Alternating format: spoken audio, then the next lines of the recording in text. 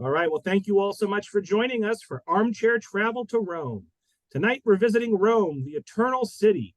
Italy's capital is a timeless marvel, bridging ancient and modern worlds. Its cobblestone streets conjure tales of emperors and gladiators, while the Colosseum, Forum, and Pantheon stand as symbols of its grandeur. Vatican City's spiritual aura, coupled with its vast collections of art, ensures Rome's place as a captivating blend of history and culture. So tonight's presentation is led by the traveling librarian, Jeff Klapes, who's the retired head of reference services at the Beebe Memorial Library in Wakefield. He's an avid traveler and photographer. I again want to thank the Friends of the Tewksbury Library for sponsoring, and for Chelmsford, Groton, and Groveland for their support. And all 230 of us who are watching live, and the many more that will watch the recording, let's give a big virtual round of applause to Jeff for joining us tonight. And Jeff, you can take it away. Thanks so much. That's quite an introduction, Robert. Thank you. And thank you, everyone, for joining. I'm going to share my screen and we'll get started right away. There we go. That should look okay. I love talking about Italy. And in fact, I just did a program recently for another library in the area on Sicily. And this trip to Rome that I took, I've been to Rome several times, actually. This particular trip to Rome was one that I took on the way to Sicily. We spent a couple of weeks driving around Sicily and had to go through Rome anyway, so why not stop there? We had some friends to visit, and I can never get enough of the city of Rome. Rome is one of those places that when I first started traveling, when I was younger, I remember thinking, I want to go to exotic, interesting places and not the places that everybody goes to, like Rome and Paris and London and so forth. And then when I finally went there, I realized why everyone goes to places like Rome. It's fantastic. It's an unbelievable city, and I hope you'll see that tonight. This is kind of a random selection of things. I don't expect to show you all the highlights of Rome, but I want to give you a flavor of some of the kinds of things. Some of them are famous, some of them not so famous, just to give you a bit of a taste of what the city has to offer. You could definitely spend, oh God, at least 2 weeks in the city and still not see everything. But let's get started, and I will, as I usually do, just put it on the map for you, first of all, where you can see, again, we stopped in Rome, and then it's only an hour flight or so to Sicily, where we spent a couple of weeks. And I was recently in Naples. I have a separate program on Naples, which is also a fabulous city. And if you ever have the time when you're in Italy, the train from Rome to Naples is pretty fast, so you could split a trip between the two cities. According to myth, Rome was founded in 753 BC. I'm sure you remember a little bit of this from high school, by Romulus and Remus, who were twins who descended from Aeneas, the Trojan prince during the Trojan War, who left and worked his way west. When he got to Rome, a local king in the tribes that were already in that area tried to drown them, but they were supposedly rescued and suckled by a she-wolf. So you will see that symbolism in a lot of places in the city of Rome and in a lot of sculptures and so forth. Eventually, though, Romulus killed his brother, and it's from his name that the city takes its modern name. You can see in this picture, it's kind of hard to see the hills of Rome today. It's, of course, known as the City of Seven Hills, and you can see them in this rough sketch here that shows you approximately where they were located at the height of the empire. Now, in modern Rome, a lot of those hills are not quite so visible as you're walking around the city, except for a few. And of course, the modern city has spread far beyond the original Seven Hills. The modern city has huge suburbs and has more than 4 million people in the metro area. So it's quite a large place. However, one of the things I love about Rome is that the historic city, the center of the city, really doesn't feel modern. There are no skyscrapers in the center of the city. It really feels like a city of neighborhoods. And I think that's quite remarkable in a city of its age and in a modern European nation. The photo on the right, I'm sorry, on the left rather, is just a view from our hotel room. We stayed on this particular trip. We stayed a few days not too far from the Vatican, which is one of the places we will visit. And another thing I love about Rome, of course, is the architecture. Those of you who have been to my programs before know that a lot of my background from my undergraduate studies was in architectural history. And I still love that. It's a major part of what I look for when I travel, is to see the built environment. And of course, Rome has literally like more than 2 millennia of architecture from all different time periods. And it's interesting to see all of those mixed together. I'm going to start at the Vatican, which is kind of a no-miss attraction if you go there. It's one of the most visited places in Rome. It's one of the most visited places on Earth. But it is worth it, despite the crowds. And I'll talk about that in a little bit too. Vatican City is actually an independent city-state. It is considered the smallest independent nation, if you will, in the world. There are only 1,000 people that are considered actual residents of the Vatican, and they live on about 109 acres, much of which is beautiful gardens. And it was this modern status was established by a treaty called the Lateran Treaty in 1929 with the country of Italy. And St. Peter's, which is the largest church in the world, was built over a long period of time from the late 16th into the early 17th century, with contributions from some of the world's most famous artists and architects, including Bramante and Michelangelo and Bernini. The 450-foot dome, which you can go to the top of, is the tallest dome in the world. And the church supposedly can hold 60,000 worshipers, which it quite often does at major celebrations. And that's not counting the outside plaza in front of it, which we'll look at also. The facade, which you can see here, is actually kind of, I hate to say this, it's kind of bland for such a grand church, in part because it lacks towers, which most Christian churches would have. And the reason they did that is because they discovered during the design and construction of the church that the ground actually was not strong enough to support large towers on top of the church. So that's why it never ended up getting them. And the neoclassical facade really doesn't, I think, do justice to the incredible interior, which you'll see in a sec. Outside are these huge semicircular arcades, which create a big elliptical plaza, kind of like the arms of the church embracing the world. And these were designed by Bernini, the sculptor, who was also an architect. He designed the colonnades and the piazza decades after the church was actually finished. And the sculptures that you can see all the way around the top, here's another close-up of them, they look kind of life-size, but they're actually 15 feet high, because this is an enormous colonnade. And there's 140 of these sculptures all the way around this enormous plaza. The inside of the church, however, is just mind-bogglingly beautiful. This church replaced one that had actually been there from the 4th century and had long since fallen into disrepair. So Bramante and Michelangelo and another guy named Maderno, who were the primary figures during the century that it took to design and construct the current church. In addition to the architecture, of course, there's amazing artwork. Probably the most famous is the Pietà, Michelangelo's Pietà, that you can see over on the right-hand side.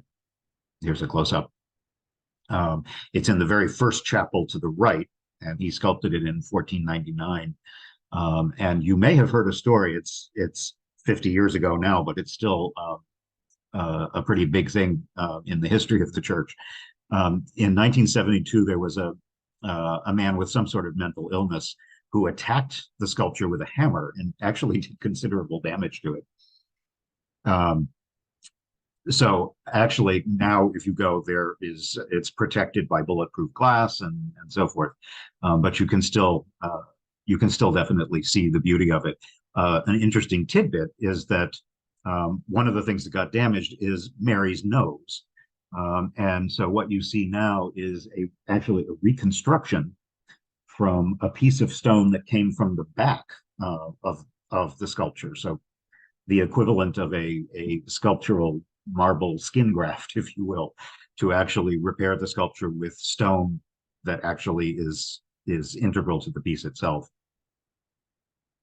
But every corner of the church has just incredible artwork. This kind of over-the-top thing on the left is a holy water font with gigantic cherubs, even bigger than the woman standing next to them. And there are numerous tombs of various famous individuals in church history in the many chapels along the side.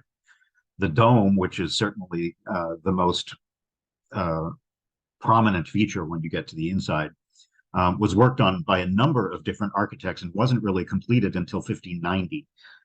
You can't really see, you can just slightly see some writing around the edge. And what that says in Latin is, "You are Peter, and on this rock I will build my church. I will give you the keys to the kingdom of heaven."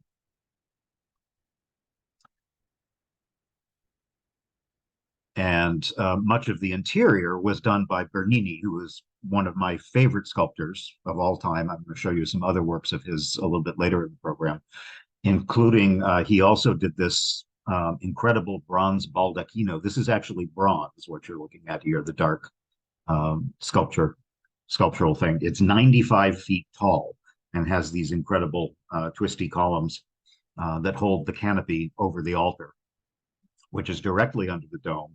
And supposedly St. Peter's tomb is said to be below in the crypt, directly below the transept where the dome is. I noticed someone in the Q&A was just asking about the sculptures. Most of them are actually made of marble, and both inside and out. That was true of much of the churches and the artwork that was done during the Renaissance and the Baroque period in Italy. Here's a close-up. In the niches, when you get into the transept, which is square, and the baldacchino is in the middle, there are 4 huge piers, columns that hold up the dome. And in each one, there are important saints holding relics. This one is St. Helena, who is holding the true cross. But again, there are numerous tombs and sculptures throughout. And everything that you see is marble. In a lot of places in Renaissance art and Baroque art, you may find places where what looks like marble is actually painted stone. In St. Peter's, it's not. This is real marble. Bernini also did the fantastic throne of St. Peter, which is in the apse, this incredible depiction of light bursting through. And the chair, which you can see in the middle, is from the 12th century. It's supposed to be St. Peter's throne, but obviously if it's from the 12th century, that can't possibly be true. But it's great for symbolism. And the other nice thing about it, which you can't really see in this picture because it was a cloudy day, is this is actually the stained glass, which allows, or actually, I should correct myself, it's not, some of it's stained glass, but much of it is actually alabaster, very thinly sliced alabaster, which means that on sunny days, the light of God, the light of Christ, comes dramatically through this sculpture, which faces west. And here's looking up underneath the baldacchino, straight up into the dome.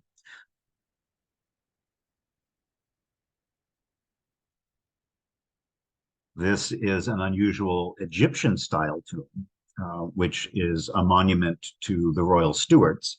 And it was done by another famous sculptor, Antonio Canova, who's another one of my favorites. He has a number of sculptures in different places throughout Rome. And here's the view from the base of the dome all the way down to the floor of the transept, about 160 feet down. You can, if you're not afraid of heights, and I emphasize, if you're not afraid of heights, you can go up to this level and actually all the way up to the very top of the dome, the outside, for a fantastic view over the city. It is possible to take an elevator up to the first level, but at the base of the dome, but you do have to walk around this very narrow little balcony, which has only a thin little metal railing. It's perfectly safe, but it is 160 feet straight down to a marble floor. So if you don't like heights, and to be honest, I don't, but I did this anyway because I wasn't not going to do it. And there, it's another 500 steps to the very top of the cupola. So it's definitely not for people who are afraid of heights and not for people who have any kind of mobility issues. But if you do feel like braving it, the view is absolutely spectacular. Again, this is looking back down towards the apse with the throne. When you do get to the top, it's actually fascinating to climb inside the dome, because the dome actually has an inside and an outside, and there's quite a significant space in between them. And there is a stairway that allows you to ascend the interior of the dome, kind of in a circle, spiral up to the top, but you are in between, sandwiched in between the two, the exterior and the interior structure of the dome. And when you get to the top, the view over the city, over the grounds of the Vatican, is absolutely stunning. Even on a day like the day that we were there, which, as you can see, is rather gray, it's just fantastic. We are looking east, more or less east, across the huge piazza with the colonnades, Bernini's colonnades that I mentioned earlier, and all the way back down to Castel San Angelo and the Tiber River, which flows in this direction and kind of goes off down here. And this is looking back the other direction over Vatican City, where there are the big building that you can see on the right is the Vatican Museums, which we're going to visit shortly, along with a number of other official buildings. Someone in the chat is asking who are the residents of Vatican City, and the answer is basically they are all somehow connected with the church. There are no private citizens who live in the Vatican. They are clerics, they are bishops, they are the Pope when he's in town, obviously, and there are also workers, the Swiss Guard, a lot of that. But there are no, the Vatican doesn't, when we describe it as a city-state, it's not really, it's not like other small city-states like Luxembourg or Monaco or Liechtenstein and places like that, that actually do have private citizens who just live and work there. The Vatican is really a special kind of place that is uniquely part of the church and the administration of the church. Again, looking down in a slightly different direction over the museums, and I'm going to point out this building here because most people don't usually get to see it from this angle. This is the Sistine Chapel, which is one of the most popular things to visit if you go to the museums. You can wander all over the roof, and these giant sculptures here, which are about 20 feet high, depict Christ. We're in the back of them. These are looking out over the big piazza. Christ is in the center, and on either side are 11 of his apostles, plus St. John the Baptist. There's someone missing, you might notice, and that's St. Peter. And that's because this is his church, so he's inside. He doesn't get stuck out on the roof with all the rest. But if you do go to the top of the dome, this is where you stand. This is a slightly sunnier day. And again, this is the exact same roof line, but from below. So these, what look like sort of human-sized figures, are actually probably 3 or 4 times life size. And these are the Tuscan columns, literally hundreds of columns that line Bernini's colonnade all the way around. I would be remiss if I didn't talk about food in any of my programs, and particularly in Rome. You have to take food breaks. This is little rolled eggplant antipastos, which with pistachios on top and fresh basil, which made a nice light lunch.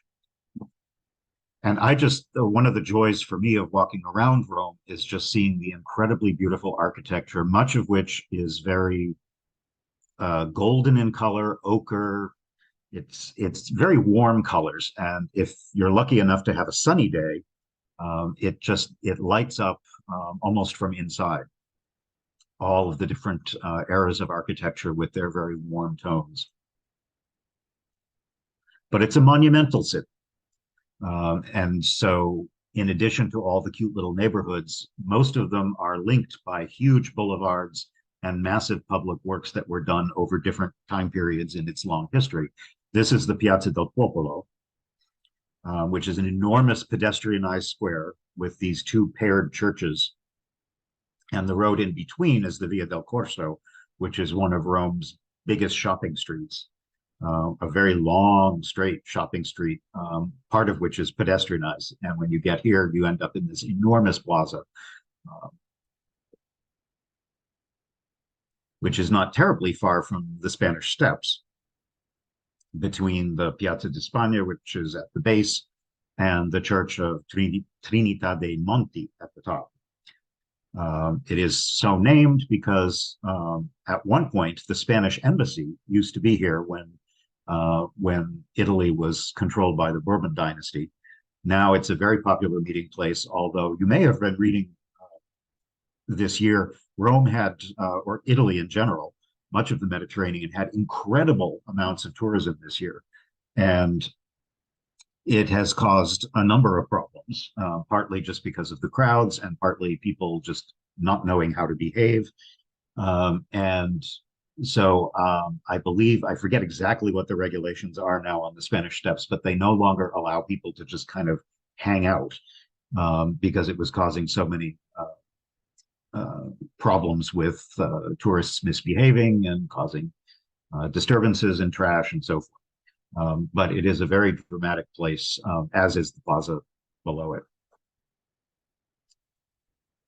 Here's some more of the classical architecture that you can see, which has a very specifically Italian look to it. You'll see many of these buildings have very, they will have Italian style windows with pediments. They have louvered blinds, which are very common in a hot climate like Rome. Here's another of the most famous places in Rome, the Trevi Fountain. This frequently tops the list of overrated attractions that you shouldn't bother with. And I would disagree. The Trevi Fountain is amazing. The problem with the Trevi Fountain is that everyone in the entire world wants to go see it at the same time. So you should still go see it, I guess is what I'm saying. It depicts the Titan Okeanos, god of the ocean. And it's 90 feet high. It's not just a fountain. It's got this enormous architectural backdrop, 150 feet wide. Not only is it extremely beautiful, but it also is connected with a popular tradition of throwing coins into the fountain over your shoulder from the old movie. The idea being if you throw a coin into the fountain, it means you're going to someday return to Rome. Well, you can return to Rome without throwing coins in the fountain anytime you want. But it does help them because the city collects about 3,000 euros per day in coins that get tossed into the Trevi Fountain. But it is very crowded, so I would advise going extremely early in the morning or go late at night when it's beautifully lit up, or better yet, go off season when there are far fewer tourists. Now is actually not a bad time to be there. The weather in Rome is still pretty comfortable.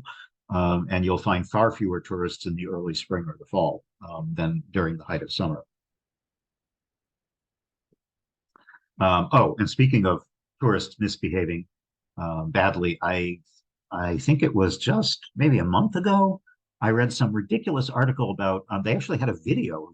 A woman actually climbed into the fountain with her water bottle to fill her water bottle to drink. And of course, she was, as soon as she got out of the fountain, she was taken quickly away by the tourist police. Because, no, you don't, what was she thinking? I don't know. This is looking at the Trevi Fountain from the other side, so you can see just how incredibly popular it is. But it is worth it, so don't skip it. Something a lot of people don't visit, although you kind of can't help walking by it, is the National Monument to Victor Emmanuel II, which is actually a fairly recent monument. It was finished only about 100 years ago in the 1920s. And it was dedicated to Victor Emmanuel was the first king of a united Italy. So we're talking 1860-ish. Inside is a museum of Italian unification, as well as their Tomb of the Unknown Soldier, if you're interested in that sort of thing. But it also has really nice views of the city, and it's a bit pompous, no question, but it's a good monument with great views. It's known affectionately or not by the locals as the typewriter, and it does kind of look like an old-fashioned typewriter. But you can go up to the top for a view if you want. It's actually known as Mussolini's typewriter because of the time period when it was built, and it does have a sort of over-the-top autocratic kind of feel to it as it tries to recall the glories of ancient Rome. Very close to this is another monument from much earlier. Let's go back a couple thousand years. This is Trajan's Column, which is 115 feet high, sorry. And it commemorates the Emperor Trajan's victory in the Dacian Wars, which took place in what is now modern-day Romania in Eastern Europe. And it was built in the 2nd century AD. There is a spiral staircase inside that lets you get to the top. And the frieze, which is actually a spiral, this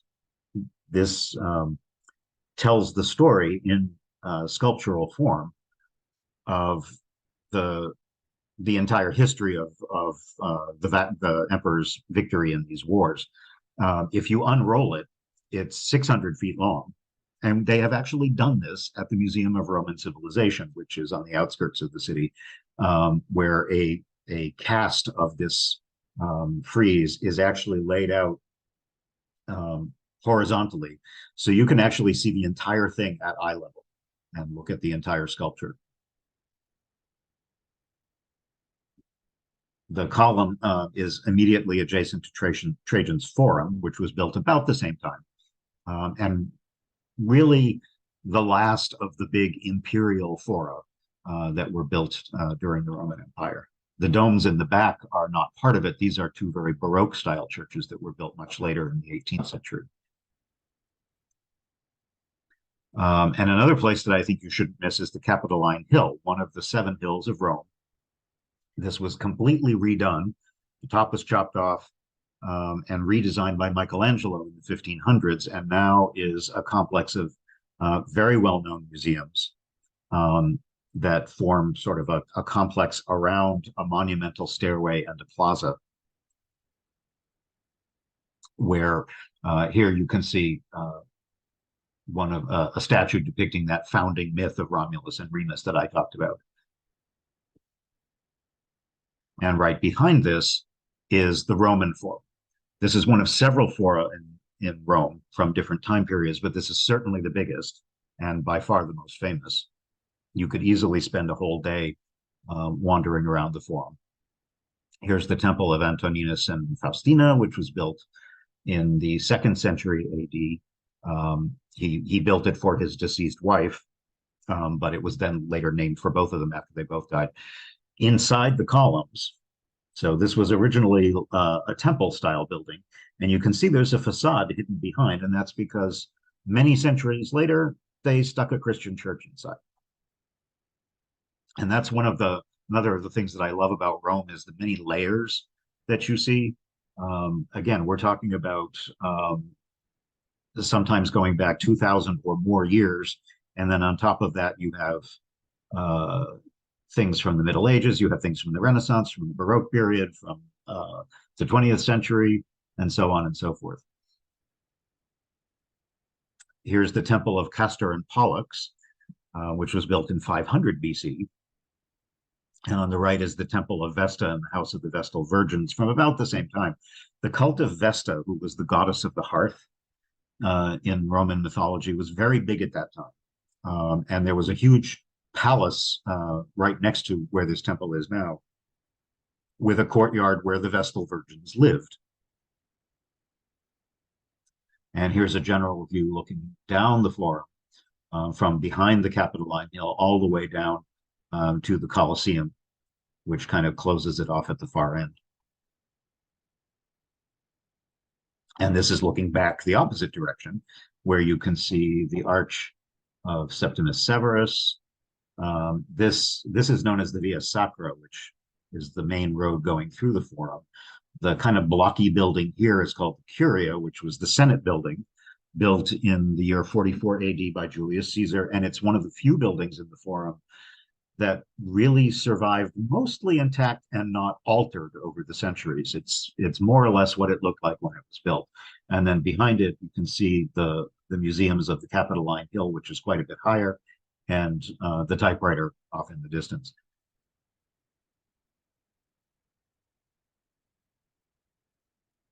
And this is a view. If you get back on the hill, you can look all the way back and see St. Peter's, which is quite a distance away, but is visible from almost anywhere in the city. In the Forum also is this large basilica of Maxentius, which was built in the 4th century AD. And it's the largest of all the structures in the Forum. It was originally used as a court, also as a meeting hall, had an enormous statue of Constantine, the pieces of which are now the head, there's a foot, I think there's a hand, at the Capitoline Museum, that give you an idea of how large it would have originally been. And also, not far away from this, on another edge of the Forum, is the Palatine Hill, one of the 7 original hills. And it also overlooks the Forum and is dominated by the Palace of Domitian, which was an enormous complex. He was an emperor in the 1st century AD. And his palace is absolutely enormous. Much of what you see now, of course, is foundations and a few walls, but the explanatory signs that they have do a good job of helping you kind of reconstruct just how it was organized. I would recommend, if you go to Rome, one of the things, I don't always recommend that you buy tourist junk, but one of the things that I found they sell in a lot of places in Rome is guidebooks or those photo books of the city that actually have transparencies where they will where you can look at a photo of modern Rome and then overlay it with a transparency that shows you what that same site would have looked like originally. And those are actually remarkably helpful if you're walking around and trying to picture what the ruins would have really looked like in real life. And you can buy them in lots of different tourist shops around the city. The other big arch at the opposite end of the Forum is the Arch of Titus, which was built by Domitian, the emperor, in honor of his brother's military victories. And this was, again, roughly the 1st century AD. And a very much later church built right alongside the Forum, Church of St. Francis, which was built in the 10th century, so a whole 1,000 years later. And then 600 years after that, they stuck a Baroque facade on the front, which is what you see here. The Colosseum, which was built in the 1st century, is the largest ever constructed.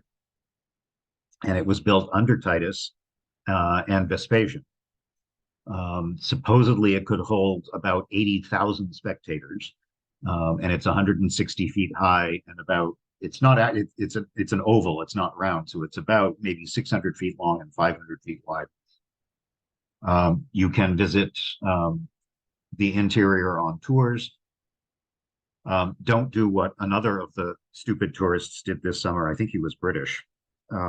You probably heard the stories about the guy who actually carved his and his girlfriend's initials into the wall of the Colosseum. I mean, who knows what this man was thinking? He said he didn't know it was old.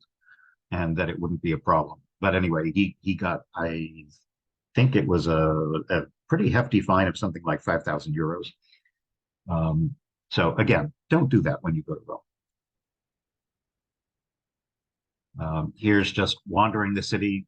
There are actual stores for priests where you can buy, if you happen to be a priest in Rome, there's all kinds of accoutrements that you will need, and you have to go someplace to get them. One of the oldest and most famous buildings in Rome is the Pantheon. And I should emphasize, a lot of people confuse this with the Parthenon, which is in Athens. They are two totally different buildings, and built several hundred years apart. The Pantheon, which is actually from a Greek word meaning all the gods, Pantheon, was built by Emperor Hadrian and Emperor Trajan in the early 2nd century BC. The inscription across the top refers to Agrippa, who built the previous building, which burned and was destroyed except for the facade, which is what you can see here. They have started now. You used to be able to just walk into the Pantheon, and as of this summer, because of the high numbers of tourists, you now have to actually pay to get in, and there's a line. But that may actually make it a little bit less chaotic once you get inside. It is very famous for the oculus, which is open to the sky. This enormous hole in the dome is not glass. This is actually open. When it rains inside. It is still today, despite how old it is, close to 2,000 years old. It is the world's largest unreinforced dome anywhere in the world. And this gives you an idea of the design of the building, because a perfect sphere would fit inside the building. It was designed that way. And that sphere would be 142 feet in diameter. And the oculus, which is the hole up at the top, is about 30 feet across. It was converted into a Catholic church in the 7th century, so now you will see a number of tombs of various famous people, including Victor Emmanuel, who is here.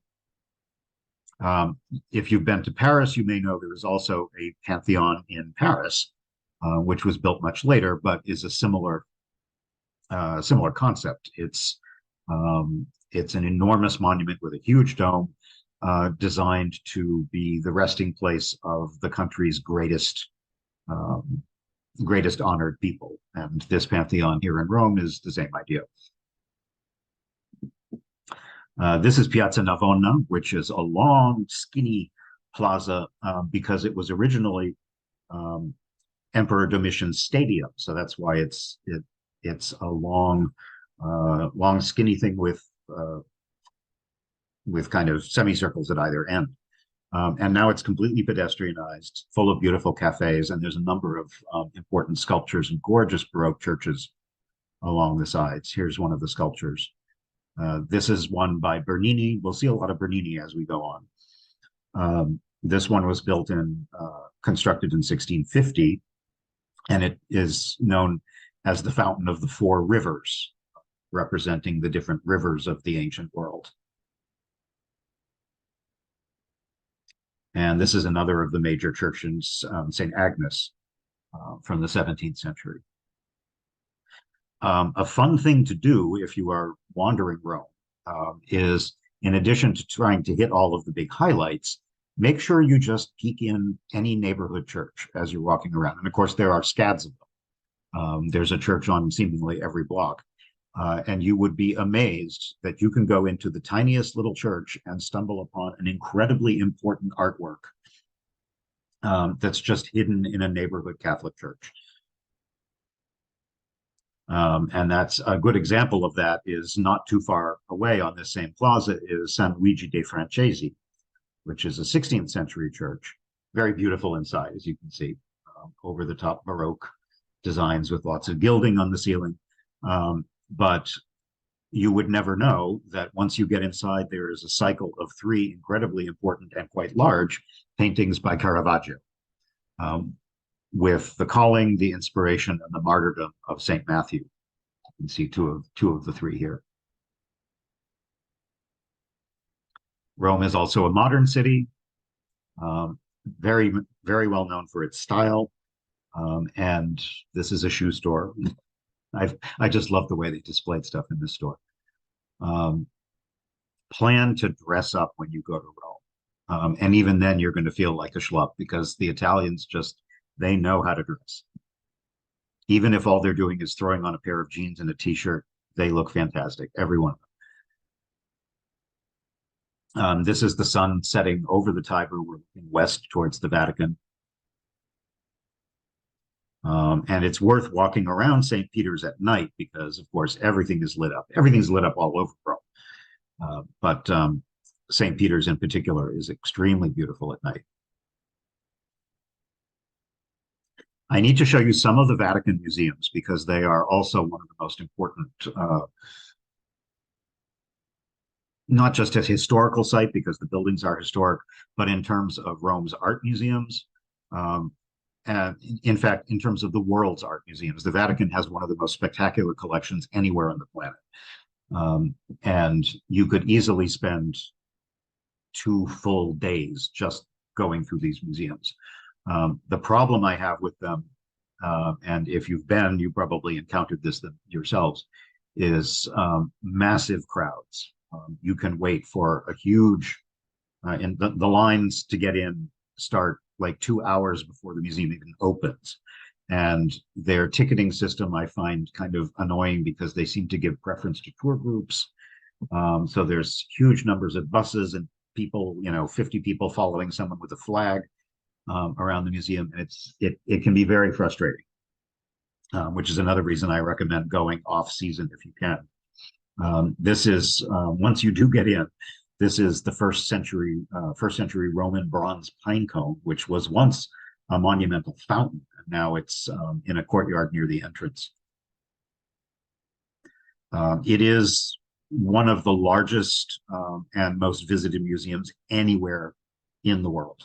The collections were started in the early 16th century by the popes, who certainly had the power and the money to collect incredible artworks from around the world, particularly from Europe. There's very important ancient sculptures. It's known particularly for its ancient Roman sculptures and Greek copies, as well as Renaissance works, manuscripts, and the highlight, of course, is the Sistine Chapel. One of the most famous in the entire building is Laocoon and his sons, which is actually the very first item that established the museum in the 1500s.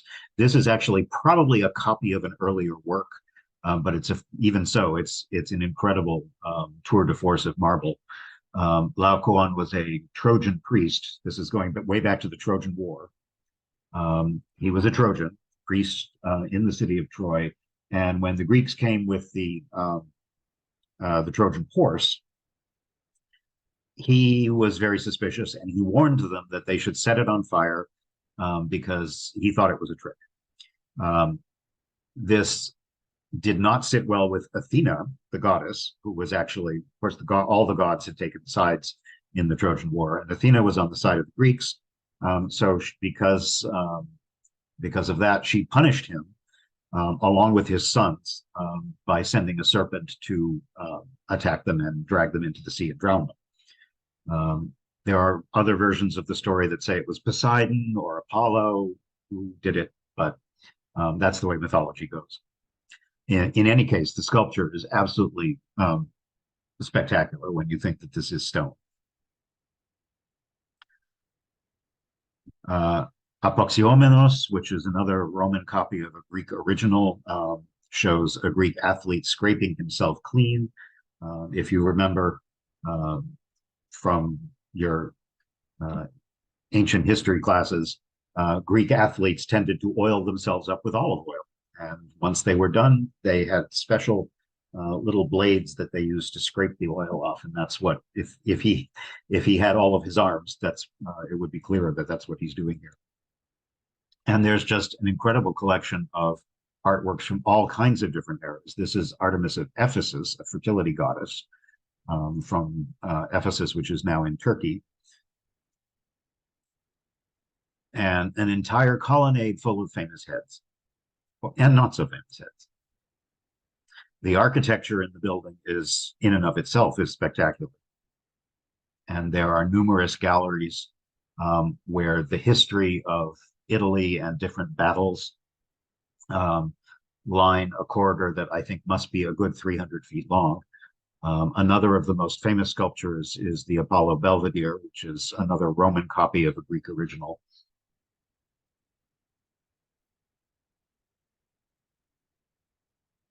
One of many sarcophagi.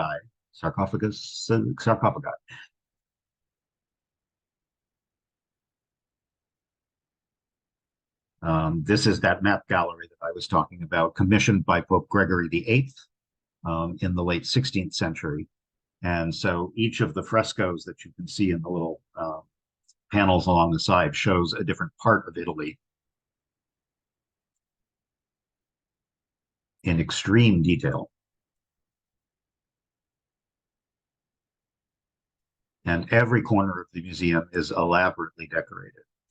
One of their most famous frescoes in another part, as you get closer to the Sistine Chapel, this is the School of Athens by Raphael, which was done in 1510. There's a whole series of rooms that were painted by him that depicts major Greek philosophers and other mythological topics. There's a self-portrait of Raphael himself. You can't actually see it in this picture, way down in the far right corner.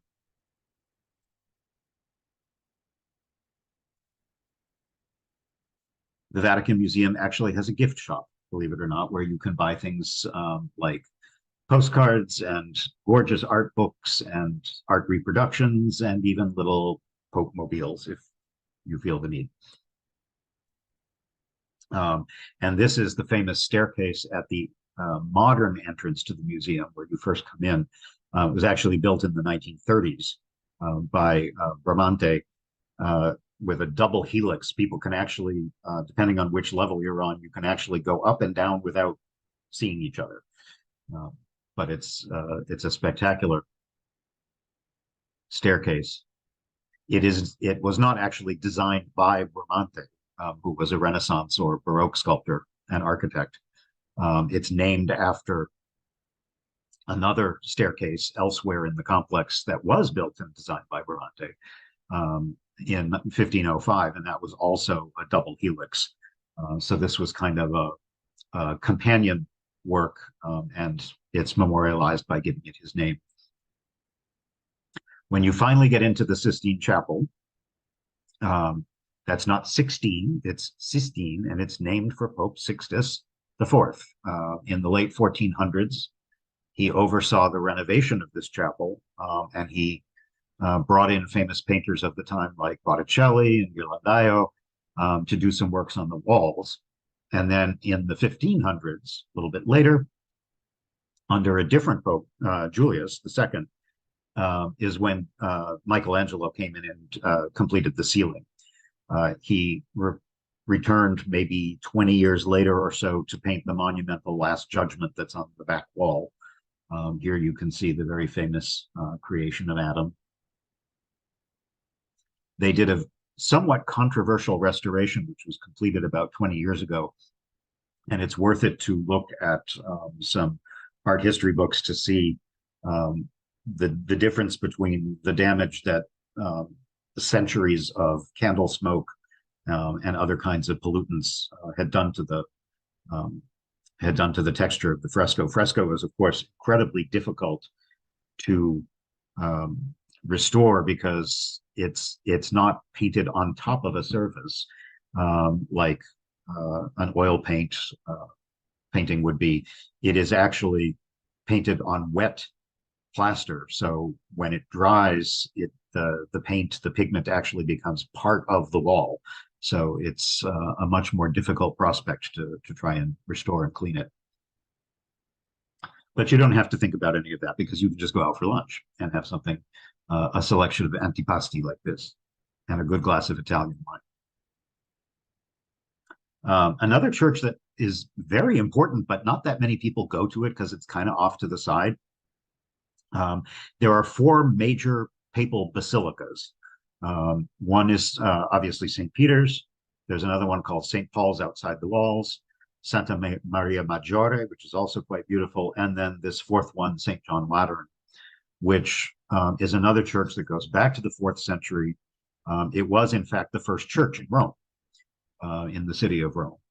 But the current building that you see now is mostly from the 18th century. And although it is in Rome, it's actually on the east side of the Tiber, way over on the east side of the city. It is technically sovereign territory that belongs to the Vatican. So in addition to the however many acres I said there were in Vatican City, technically this is their property as well, as are the other basilicas too. Most of the current building that you see now, which is kind of austere and very Renaissance in style, is the result of work by Borromini. The big bronze doors here are the original doors from the Curia. If you remember back to when we were looking at the ruins in the Forum, and I mentioned that there was that Senate building that had remained mostly intact. These are actually the doors from that original building, and they were moved later to be the doors to this church. And it also, of course, is very beautiful inside, but much more Renaissance in style than some of the other things we've seen. A number of apostles line the walls. And unusually, there's this Gothic style baldacchino, which rises over the altar, which supposedly contains the lore is that it contains the heads of St. Peter and Paul. That's probably not true. But again, it attracts plenty of pilgrims to the church.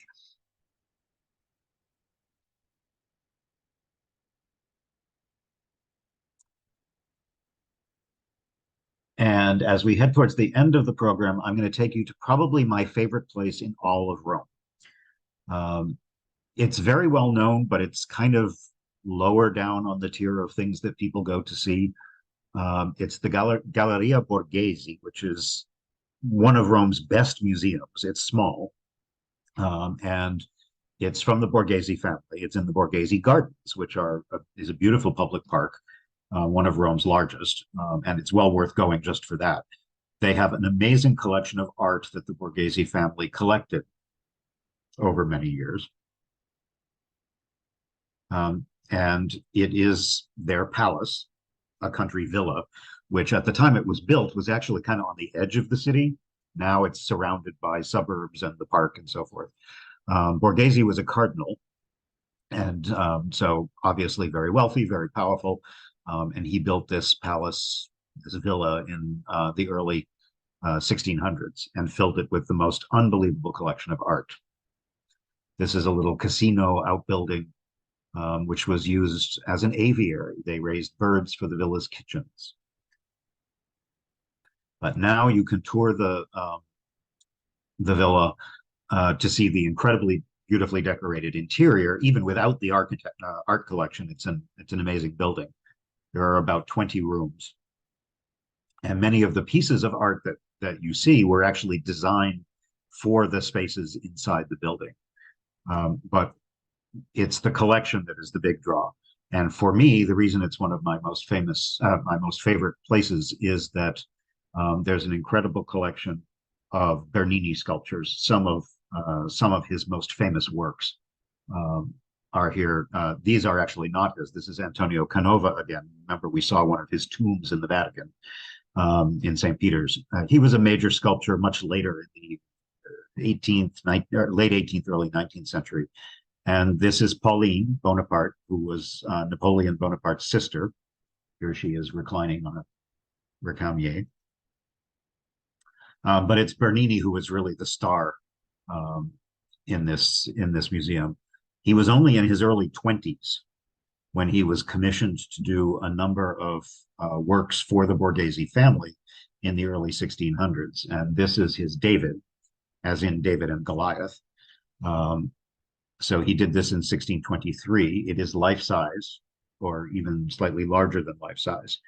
And you simply can't get a real a sense of the movement from a still photograph. But if you walk around the sculpture, the sense of twisting, of torsion and movement as David is about to release the slingshot to kill Goliath is just the detail is just incredible. Even more impressive is his sculpture of Apollo and Daphne. This is absolutely a tour de force in stone. I emphasize again, what you're looking at is marble. This depicts the god Apollo pursuing Daphne because Eros shot him with his arrow, so he fell deeply in love with Daphne. And she prayed, she did not want this, so she prayed to her god, her father, who was a river god, and he turned her into a laurel tree. And in fact, the Greek word for laurel tree today is Daphne, as well as being a common name. But you can see her, he has captured her as Apollo tries to grab her at the moment that the different parts of her body are starting to turn into bark, into leaves. You can even see her toes developing roots at the exact moment that she begins to transform.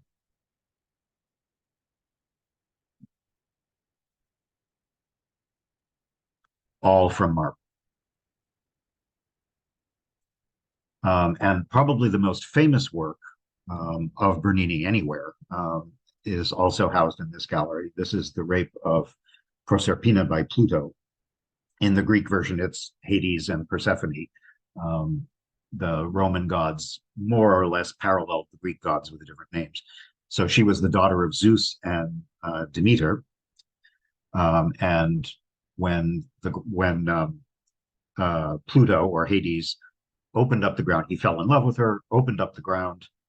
His chariot kidnapped her and took her back to the underworld as his bride. Demeter, her mother, was of course distraught and spent the entire year searching for her. And that's when it's essentially the myth that the ancient Greeks used to explain the seasons. Because eventually it was agreed that Persephone would stay in the underworld with Hades for part of the year, and then she would come back up and live in the world for the other part of the year. And was their way of explaining the dying off of agriculture and so forth during the winter months. But when you look at the sculpture, the thing that is unbelievable is things like this. This is marble again. And the idea that someone in his early 20s could turn stone into something so incredibly exquisite,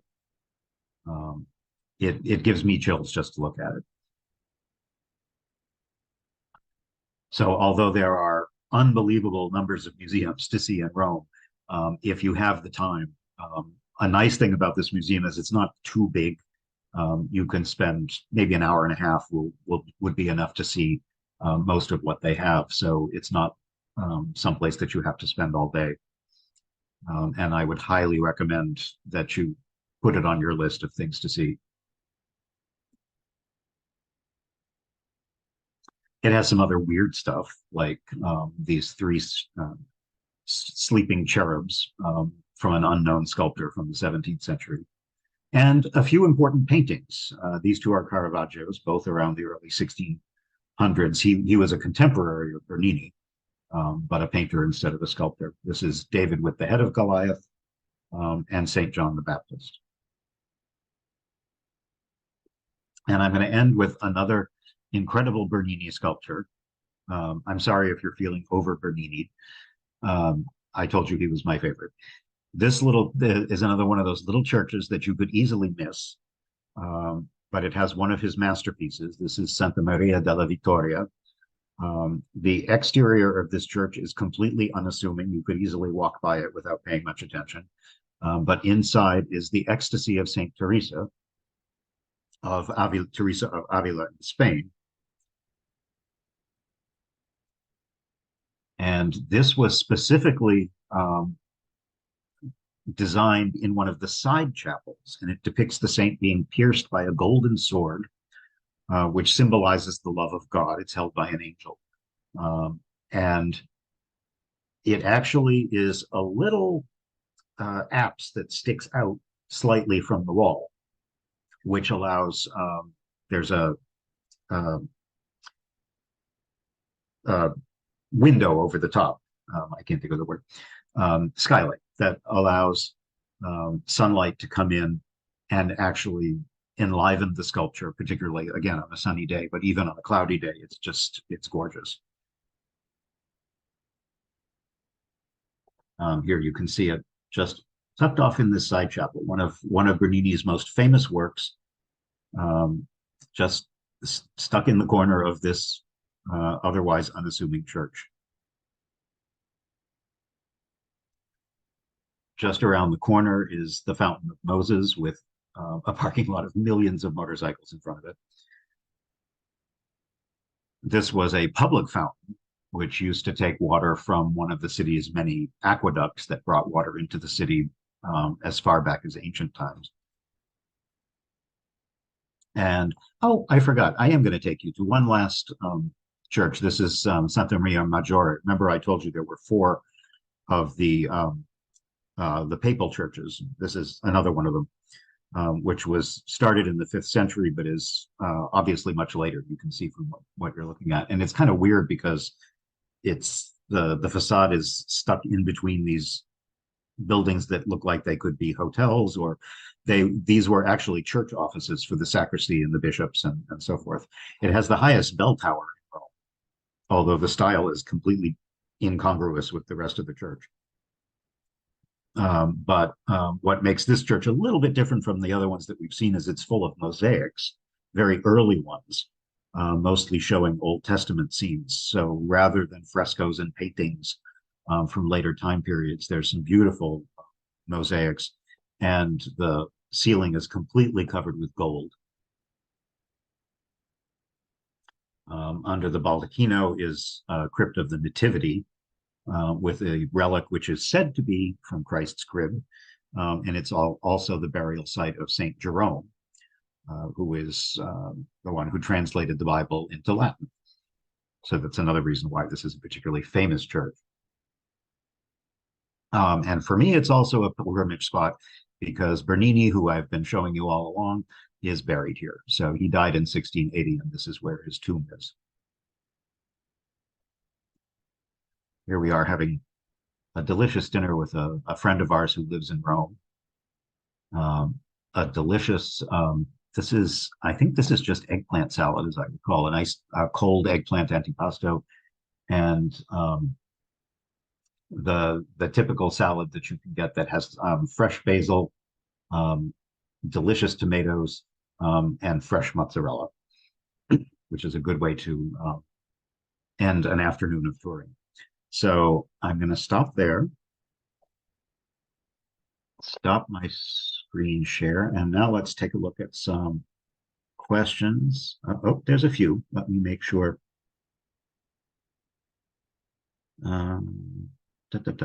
Okay. Someone asked whether you need a separate visa to get into Vatican City. No, you definitely don't. As much as Vatican City is technically a separate nation, in fact, most of the little micro countries in Europe, like Liechtenstein, Andorra, Luxembourg, San Marino, most of them do not, because they're part of they're stuck inside another European nation, and because they usually depend on tourism, it's incredibly easy to cross the border. There are no special requirements. In fact, walking into the Vatican is just like any other neighborhood in Rome. One thing that used to be popular, and I don't think they do it anymore, although I'm not positive of this, is you used to be able to go to the Vatican post office and get your passport stamped. And you could buy specials, if you're into this sort of thing, you can buy stamps from the Vatican post office and send things through their server with special stamps. But no, other than that, you can freely walk in and out of the Vatican as if it were any other place in Rome. Someone asked, who is the sculptor of the Trevi Fountain? And I just realized I don't remember. So let me look it up quickly, because That seems like something I should know off the top of my head. Um, it was designed by Nicola Salvi and Giuseppe Panini, like the sandwich. So probably not anybody you've heard of. What's the average entry cost to the museums? Well, a nice thing about Rome is actually many of the most important places to visit are not museums; they're churches. So you just walk in for free. Um, the actual museums, like the Capitoline museums, the Vatican museums, and so forth, have increasing prices, but they are worth it. I mean, I can imagine you're talking probably 20 euros to get into some of the medium-sized or larger museums. I would recommend looking into the kinds of museum passes that you can get that allow you to get into multiple ones. It really depends. Those packages can vary significantly depending on which museums they cover and which ones you are personally interested in. So don't just buy one assuming it's going to be a good deal, because it won't be if there's only one museum on it that you actually care about. But it's worth looking into those to see if there is some way that you can get a discount by visiting a number of different places. Was a column from Egypt put in the Vatican Square? Yes, I believe that's true. There's a number of columns or obelisks from Egypt that have ended up in various places, like Istanbul and France, Paris, and other places. Is there a time, very early or late, lunch or dinner times, that tend to have the smallest crowds for museums and famous sites? I don't think that there's any particular time of day. Rome is really, really touristed. There's just no way around that. So I think if you want to try to avoid crowds, the best thing to do is actually go at a different time of year. Rome is far enough south that it wouldn't necessarily be hot summer weather. But I've been in Rome in February, I've been in Rome in October, and it's perfectly comfortable for walking around. If you're not interested in going to the beach and getting a suntan, if you want to see the city, those are perfectly good times to go. The weather might not be hot, but it'll be okay, and you will have far fewer crowds than you will. Don't go in July or August. Just don't. It's you and everybody else on the planet will be there at the same time. It's just a bad idea. It's also much more expensive in the summer. It's much harder to get reservations for things. And it's just not pleasant to be in enormous crowds of people fighting to see the same things. So I would recommend like March, April, early May, September, October, even into November would be a much better time to go. Is Rome very expensive? Yeah, yes and no.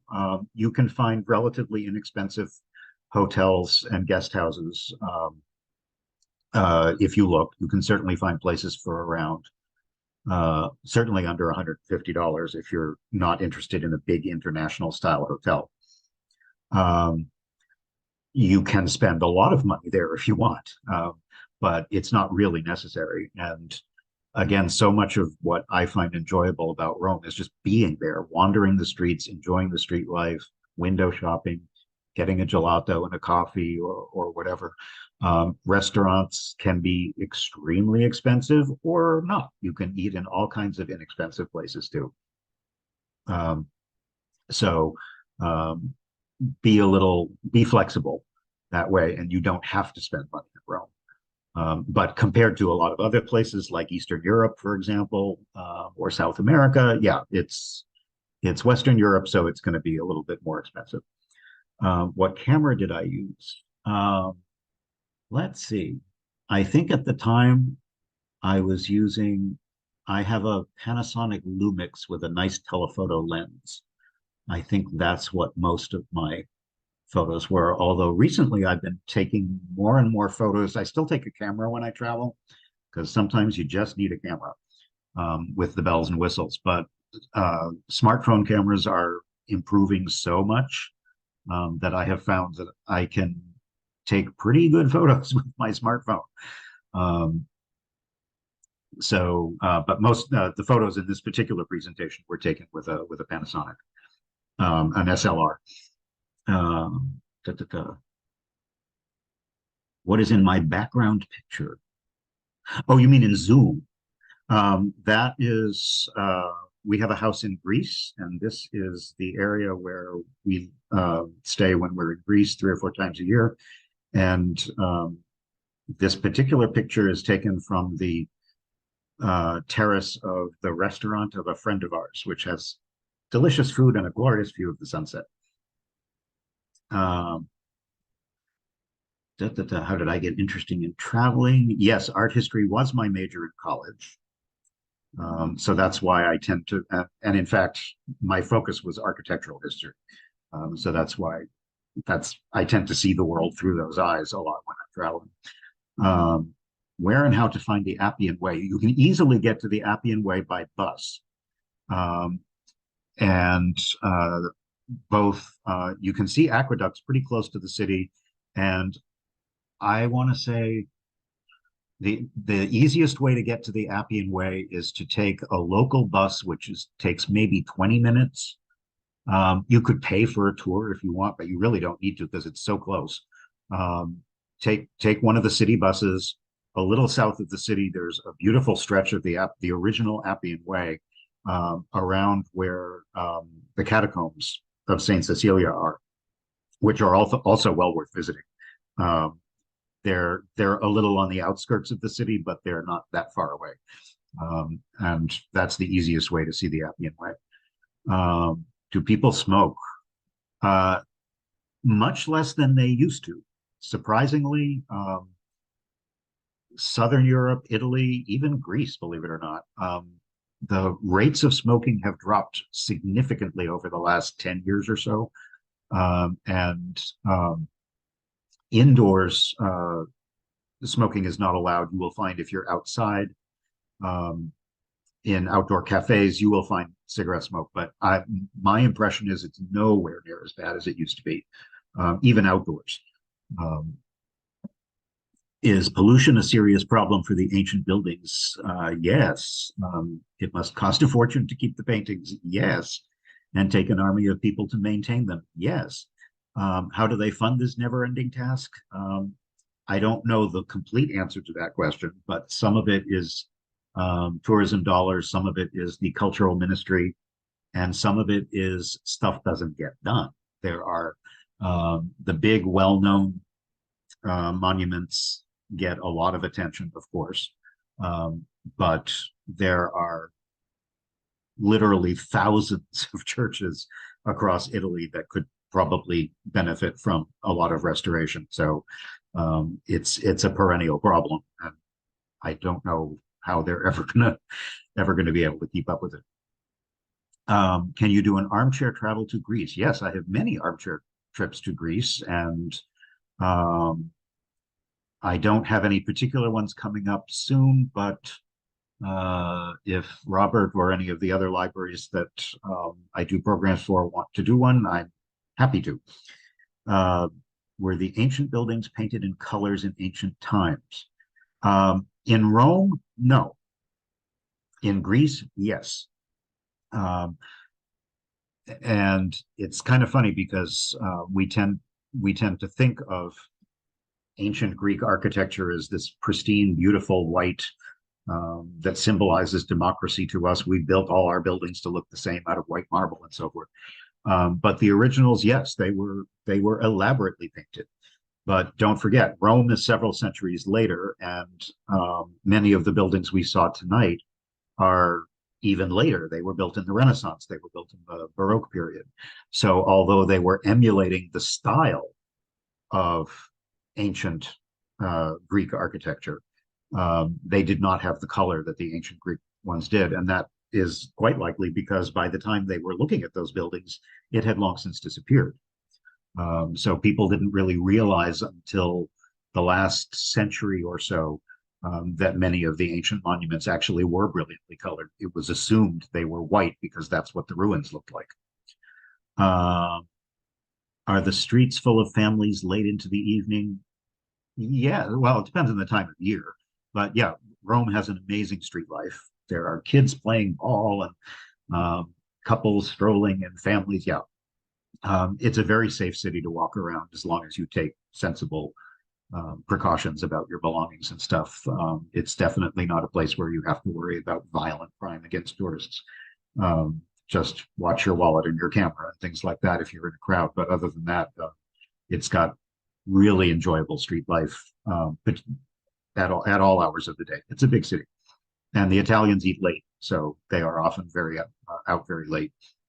I do have a program on Paris. Yes, I do have a program on Paris. So again, if a library wants me to do it, and will I be doing this program again soon? Only if some library asks me to. Fortunately, Robert is recording this, so if you know someone who wanted to attend tonight and can't, you could certainly pass on the recording. Feel free to share that. Do I know when stained glass windows came into use in Italy? Blah, blah, blah, blah, blah.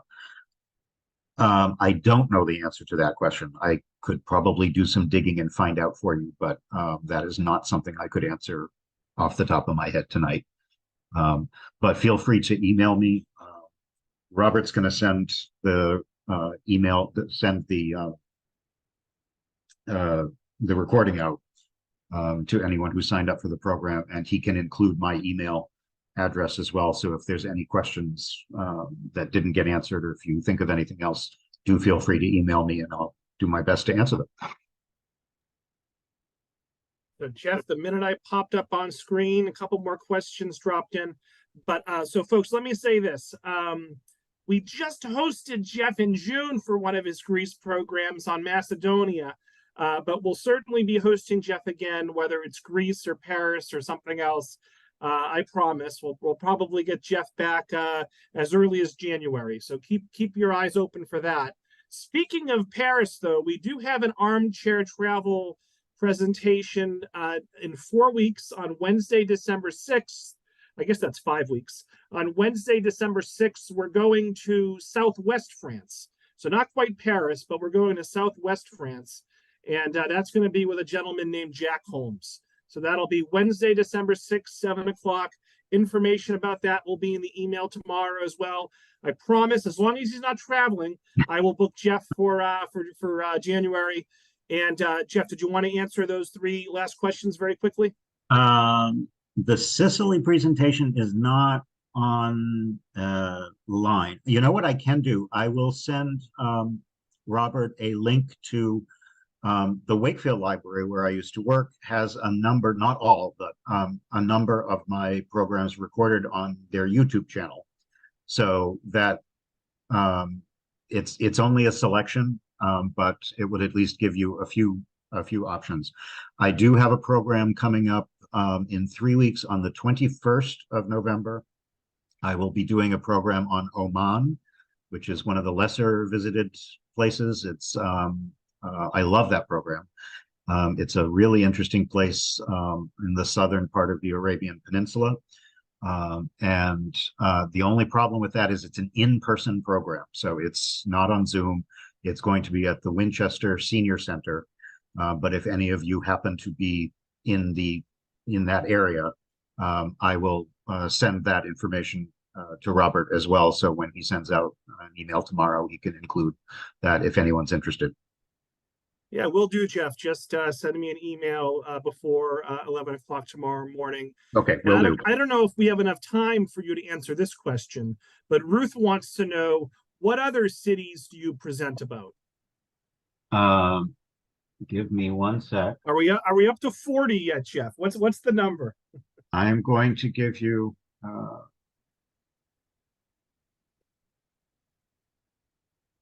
By the way, Madeline in the chat says, Jeff, I went to a number of your French language club meetings back a few years ago at the Beebe.